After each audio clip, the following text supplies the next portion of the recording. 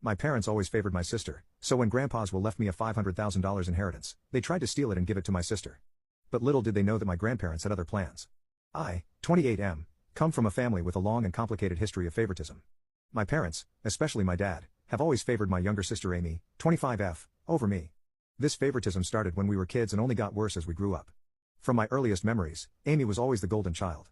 When I was 5 and she was 2, our parents threw her an extravagant birthday party with a bouncy castle, a petting zoo, and professional face painters. For my birthday that same year, I got a small family dinner and a store-bought cake. This set the tone for years to come. As we grew older, the disparities became more apparent. Amy always got the newest toys, the best clothes, and the most attention. I remember when I was 10, I saved up my allowance for months to buy a new bike. When Amy saw it, she threw a tantrum because she wanted one too. Instead of teaching her about saving or waiting, my parents immediately went out and bought her an even better bike than mine. School was another arena where the favoritism shone through.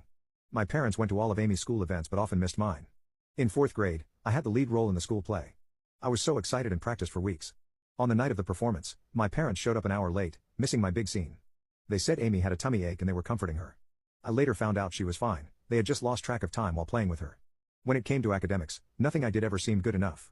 In middle school, I consistently got straight A's, joined the math club, and even won a regional science fair. My parents barely acknowledged these achievements, but when Amy got a B+ on a single test in her weakest subject, they threw her a celebratory dinner and bought her a new phone as motivation to keep improving. High school was particularly tough. I threw myself into every activity I could, hoping to win their approval. I was captain of the debate team, editor of the school newspaper, and maintained a 4.0 GPA. Meanwhile, Amy coasted through school, barely maintaining a C average and spending most of her time partying with friends. During my junior year, I was selected as one of 2 students from our school to attend a prestigious summer program at Harvard. It was a huge honor, and I was thrilled. When I shared the news at dinner, my dad grunted and changed the subject to Amy's upcoming dance recital. My mom at least said, "That's nice," but quickly moved on. The night of Amy's recital, which fell on the same day I was leaving for Harvard, my parents couldn't drive me to the airport because they didn't want to miss Amy's performance. I had to ask a friend's parents for a ride. The college application process was another painful experience. I spent months perfecting my essays, participating in extracurriculars, and studying for the SATs. I was accepted into several top-tier universities and received a substantial scholarship to my dream school. When I announced this at dinner, my parents' response was lukewarm at best. My dad said, "That's good, but don't let it go to your head. College isn't everything." My mom added, "Just don't forget about us when you're off becoming a big shot."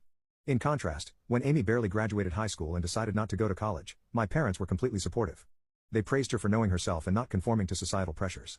They even bought her a car as a graduation present, something they never did for me. This constant favoritism took a heavy toll on me emotionally. I struggled with depression and anxiety throughout my teens and early 20s.